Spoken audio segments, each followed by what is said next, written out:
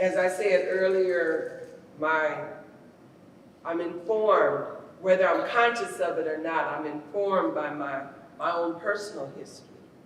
And when I said that I had food insecurities, I also, to the point where I was having recurrent nightmares and dreams about having enough food. In the housing insecurities, between 2 and 7, we've moved 3 or 4 times. So this is informing my background. In the 60s, that's the decade of assassinations. And I'm becoming aware of the assassinations in 63 with the assassination of the president. So as I go into drawing the pictures for the back pages, I'm not only telling my story, but hopefully I am telling the story of the community, the social conditions. And let me back up a minute. By the time I come down, we are now emphasizing voting as a survival means. And Oakland is to become a base of operation. And so voting is very important. And I think I'm trying to hold on to the track. I'm trying to follow. But repeat the question again. About how art was inspired, how it was used in your work. Yes. So the art is like what Emery was saying, is that it's a way of communicating. It's a way of communicating to people. It crosses borders, it crosses boundaries, it crosses languages, it crosses communities, and it's to help create and unify the community and as well. And it was communicated with love. Love deep in here for the freedom of our people. So I don't know if I answered. I just want to say something, yes. Emory and we always did a period of time I was a photographer. So photography was right across. You came upstairs to Central Airport, you had the photography department. If you came across the hall, you had, which photography part of music culture. You came across the halls where you had to lay out for the paper and everything. So Emory and Solid, I mean, it wasn't just the art, but they laid out, them and other comments, laid out the whole paper. And it was a task because, I mean, you didn't have computers back then. You didn't have, I mean, they had this they had this one machine that would print this stuff out where it all came out lined up. But they would have to take these little X-Acto knives and cut alignment and paste them on this big board. And so that was time consuming. And, just the whole thing. And then the thing about Emory, with his art, many times, he didn't just have a bunch of drawings or paintings put away in a closet somewhere, and he said, okay, I'll pull this out this week. Emory, almost every time, would do it for whatever was happening in the country that week. We all did. They all did. And they would come up with their artwork, which is always on the back of the Black Panther Party newspaper. So, I mean, it was something, they were very talented. It was very talented. Yeah, I would like to now open it up to the audience. This is sort of the audience Q&A section. If anyone has any lingering questions from our audience, I'd love to hold space for you all. Questions? Yes, sir. Shout it out. Yes. Okay. Well, thank you all for your work. My question is about intergenerational, sort of asking,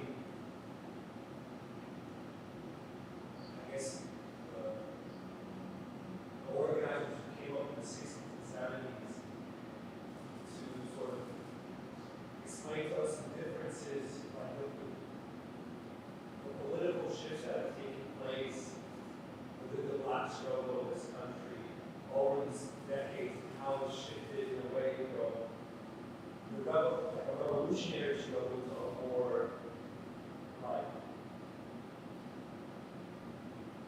issue they struggle, right? So, like, why is that transformation taking place? And it's something that we see in every movement. So every struggle, I think, Mr. Gibson, as we were talking about the moment of revolution in the 60s and 70s, and you have Vietnam, Cuba, and all these different. And so, what is that? What is the big difference? What are we missing? Whether it's the Black struggle or any other struggle in our contemporary moment, in terms of trying to diagnose the problems our communities are facing. So the question was, when we look at the revolutionary movements of the 60s and 70s, and we look at current events and the shifts from the political power in the Black community, why is there a shift in the language we use when thinking about political action or ways in which we progress forward and work together in community? And how do we get back to that power aspect in the work that we're doing? Can we start with Emory? We'll start with, And then I'll follow him. yes, so, Mr. Emory Douglas, were you able to hear the question? So the question is, Yes, indeed. yes, sir. No, let's break it up. That's why I'm having a problem focusing. Yeah. Okay, Okay. all right. But you know, that's the way that history works. You know, nothing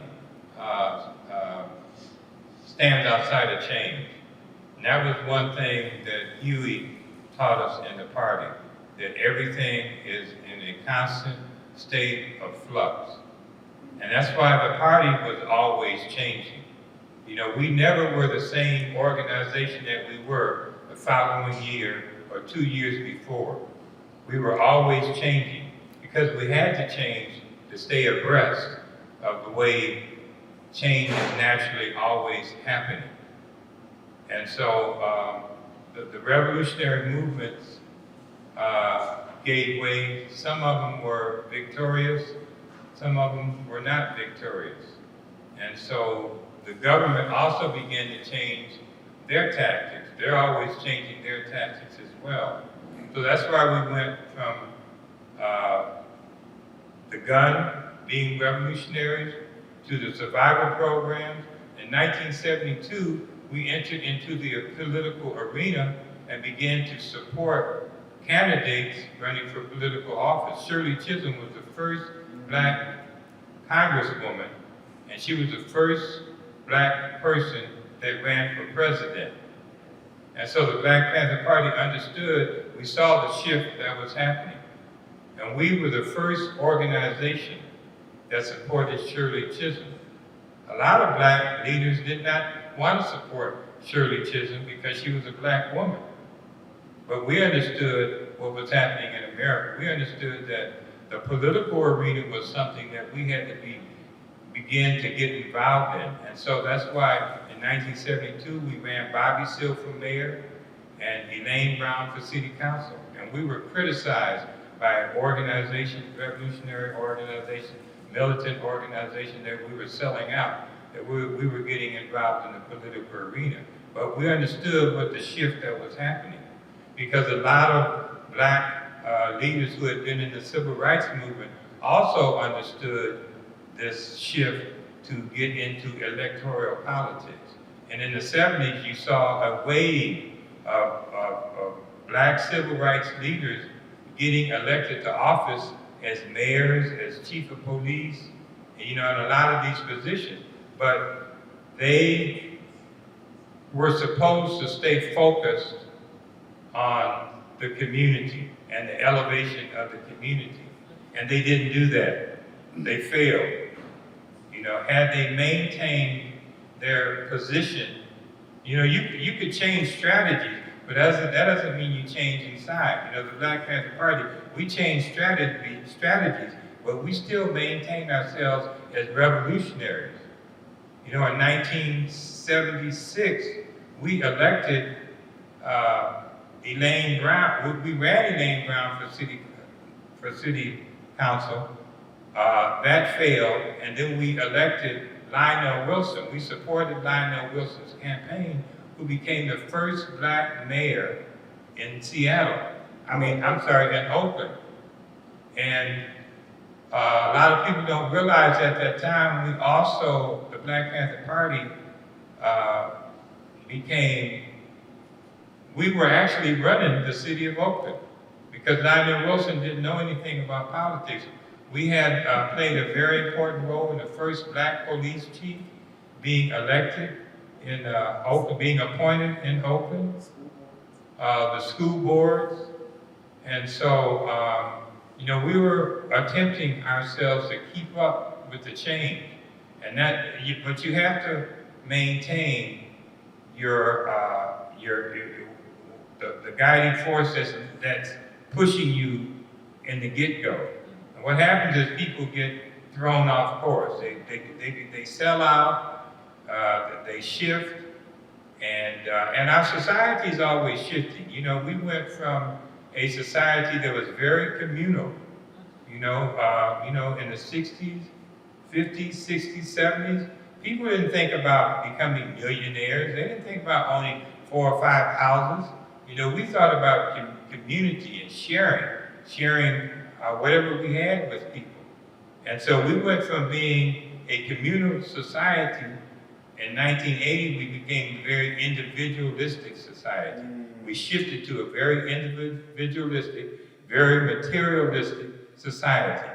And all of the principles that had pushed us in the 50s and 60s and 70s, we began to lose those, and generations began to die, and new generations began to come up. And so, by 80s and 90s, it's a completely different environment, completely different shift.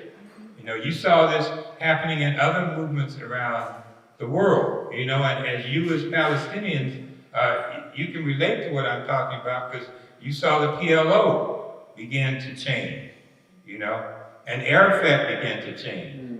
And so, so you have to try to maintain that thing that's inside of you that is pushing you forward to try to create a better society. And you have to be able to change with the environment. And so, we live, for us who grew up in the 50s and 60s, this time period that we're in now, it's very painful for us. It's very painful because we had so much unity and people cared about one another. But that doesn't exist in today's society. And so we have homelessness. We didn't have homelessness before. You didn't see people living in tents, up until 1980. And a lot of times the political leaders that are in power have a lot to do with the shift. And in relationship to the United States, it was Ronald Reagan who led this new shift that began to happen. And, a lot of people don't realize up until 1980 that American wealthy people were being taxed at 70% rate. A lot of that tax money went to support very communal socialist types of programs. A majority of that money went to Medicare, and that Medicare money went into the hospitals.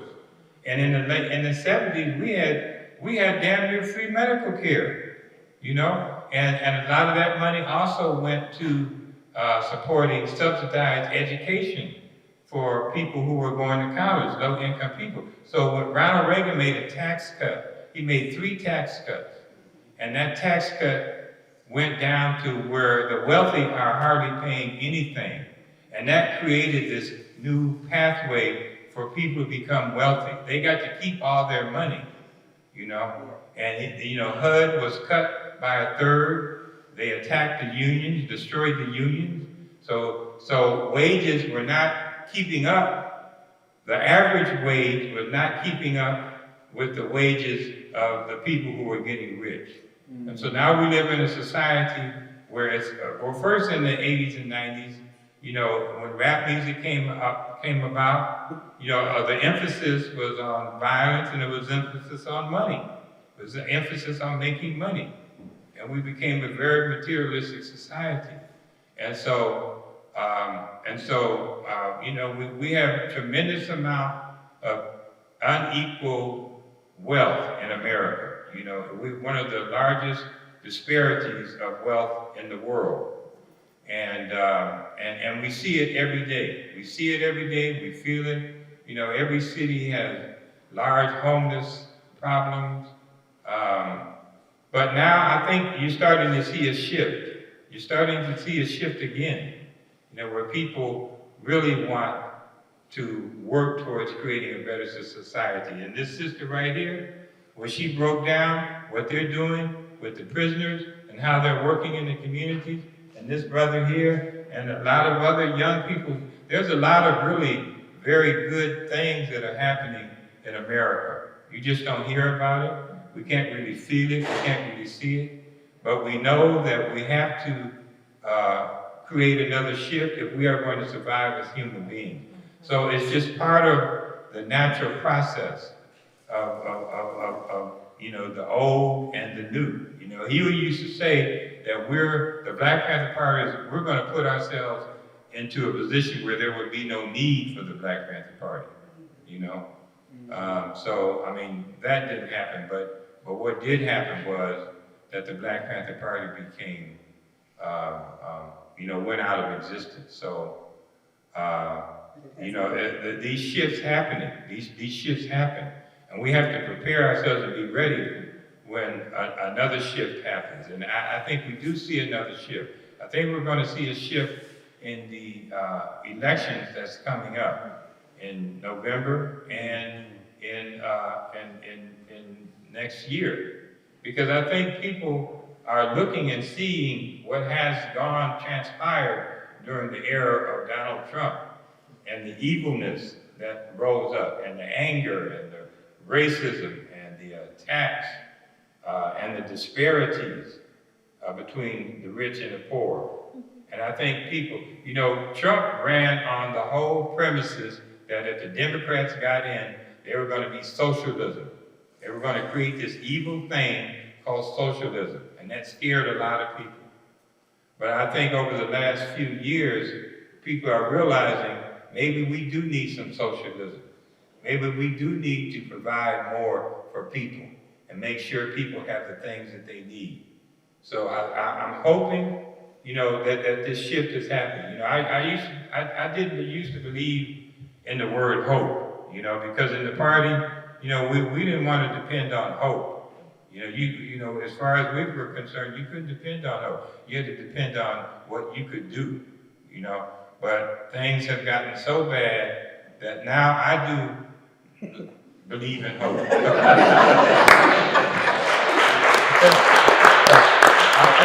I'm hoping that we do have this shift, that we can begin to create something that we really are supposed to create and make things better for all human beings. Yeah, I'd like to piggyback off of what Aaron was saying. That, well, first of all, Ronald Reagan coming in, he deregulated everything. And me personally, at that point when he deregulated, I was laid off every 30 seconds. I was deregulated. Oh my God, I had 2 children I was raising, and I have post-traumatic stress syndrome, okay? Because coming up during that time. So anyway, the point I'm trying to make, in relationship to your question, after our era, you could say, division comes in. Division comes in very strong. And symbolically, Ronald Reagan deregulating is symbolic of a lot of division that happens. Drugs come in and inundate our community, division. The finances and employment, etc., division. We're scattered, we're bribed out of our houses, out of our communities, we're forced out of our communities one way or the other for one economic reason or another, division. So division comes in very strong. But I would like to say that in terms of the language, even briefly, the oppressor is using a lot of our language, because they're looking for freedom, But let me say this, that I heard an interview with Betty Reed Soskins, look her up, the oldest park ranger. She is now probably 101. There was an interview when she was 97. She said, I've lived long enough, and even us here, not you all, even us here have lived long enough to see that things move in cycles. And she said that the cycles that they move in, there's a cycle of chaos, and there's a cycle that moves us out of the chaos, we move to a higher level. We're in the process of moving to a higher level now. We're in chaos, but because of young people like this young lady here, young people like the Shawana, young people like you, all of you out here, what you are doing, because you're becoming educated to your history of service, your history of love, your history of community. You're becoming educated one way or the other in a panel such as this. His family has a history of community. And the desire to be in community is strong. It is beyond our conscious thinking. It is something that is innate and that we have to have. So we are going to go to a higher level.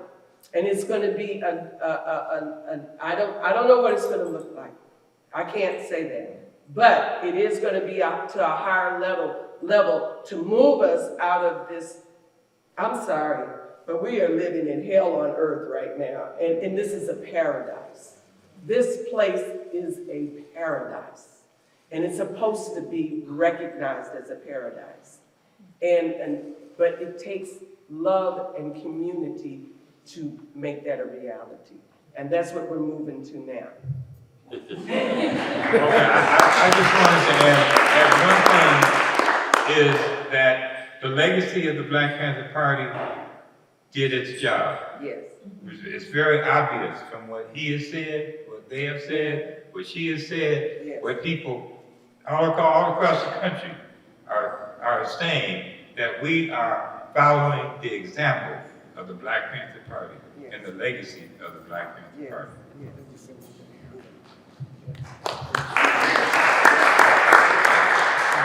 And I just want to say too, a lot of young people that are active, they're frustrated. I'm frustrated, old man. I'm 70. I'm frustrated when I look out. And I know all the things we went through, and I look out and see things. One thing we said in the party is that the struggle, revolution, is protracted. Protracted means it takes a period of time. Things on, and you're going to go through. We also believe in dialectics, and in just like Einstein said, there's no such thing as a straight line. You're going to have, just like in your personal life, you're going to have down times, and you're going to have times where you come up. It's just like we were. A friend of mine, he passed away, but he was head of the All African People's Socialist Party, the chapter here in Houston. We were over his house and we were talking, and him and myself, James Aaron, my friend Kofi, his name is Omawale. So Omawale, he said, man, Bunchy, he said, man, back in the 70s, I just thought revolution was right around the corner. And so he said, man, I hope we learned something. And James said, well, we did learn something. He said, what? James said, the revolution wasn't just right around the corner. And that's the truth. Because we were young and idealistic and we were on the right path, but then, even just like now too, just like we said that we changed with the government and the forces against us changed too. And especially in a capitalist society, one of the things they do to keep people in the state of mind they're in, entertainment, they're distracted. Just like with Joe, when all the protests of George Floyd, and I never seen anything like that since the 60s. When people in the streets for 90 days straight. And a friend of mine, Kofi, asked me, you know, and I told him, I said, this is what's gonna happen. The Catholics will do what they always do. They're gonna throw money at it. And they're gonna co-opt the whole thing. And what do? You get okay, we give 2 million to the NAACP, 2 million to the Urban League, 2 million to Black Lives Matter. But they don't come down to the community like go to a place like we just left Shea Community Center. They didn't get any money, and they in the community every day, serving the community. Every day. But they co-opt everything. I mean, that's what this society is about. It's about bottom line. It's about, and we become very, we went through a period of time, like I said, a very selfish society, where it's all about the bling bling, you know, who's driving the latest Beamer, and the prestige. You know, you got Negroes opening up cigar bars, you know, everything that they do. You know, you going by, you talk about the white man, but then you go behind and do everything you want to be. I'm not saying everybody, but a lot of our bourgeois, you want to be just like them. You know, so like I said, it's a struggle, and it's a long struggle. You're gonna have ups and downs. The main things you got to keep pushing. That's what I tell people, young people, because they be frustrated. I can feel their frustration. Yeah, it's an education process, and the thing about it is you can't, you know, I hear all the time, young people, and they might be a part of an organization, and maybe, man, I've been beating my head, I'm tired of people with this. Another thing that Huey said was that, you know, when he first started organizing, and he said he could be talking to somebody, he said he could see it as clear as day. He said he could see it. He couldn't understand why they didn't understand what he said. He could see it right there. But then he realized he had to come down to their level and speak to them on their level and then build them up. You know, it's like experience I had selling the newspaper. I was with Herman Frost, and we were selling the paper, and Frost, you know, he's coming with the hard line, this and revolution, this, but man, I don't want that paper. So now I said to him, I said, man, you see that Oilers game the other day? He said, oh man, that was a hell of a game. Well, I got it. That was a hell of a game. We started talking about the game and everything. At the end of the conversation, they said, man, give me one of those papers. So you have to come down to where they're at and build it up. And it's frustrating sometimes, but, you know, that's what you have to do. Yes, yes. What is it? I can't. It's Yes. Yeah, we want to give you the floor, Mr. Henry. Speak kind. You can speak. Say it real slow. what I would say is put some context into the progression of the party. I always had in mind, I always had in mind the social program. Even when the patrol stuff, they had a social program.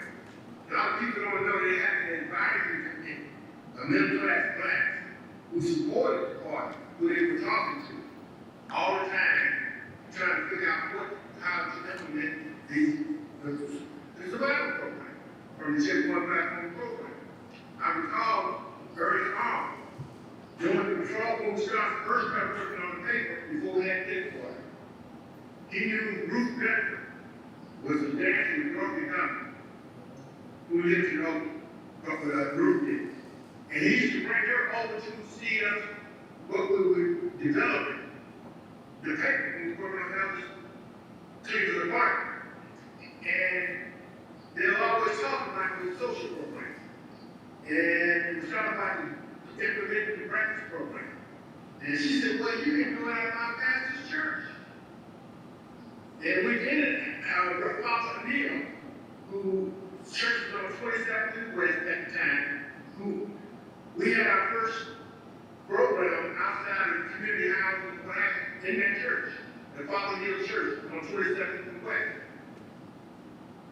So this was always a part of the ongoing plan, was to implement the social program. It's just that happened, like I said, the urgency started around 1:07. We ambulance service, as you may know, we have a free ambulance service in Winston-Salem. community would not come in, the ambulance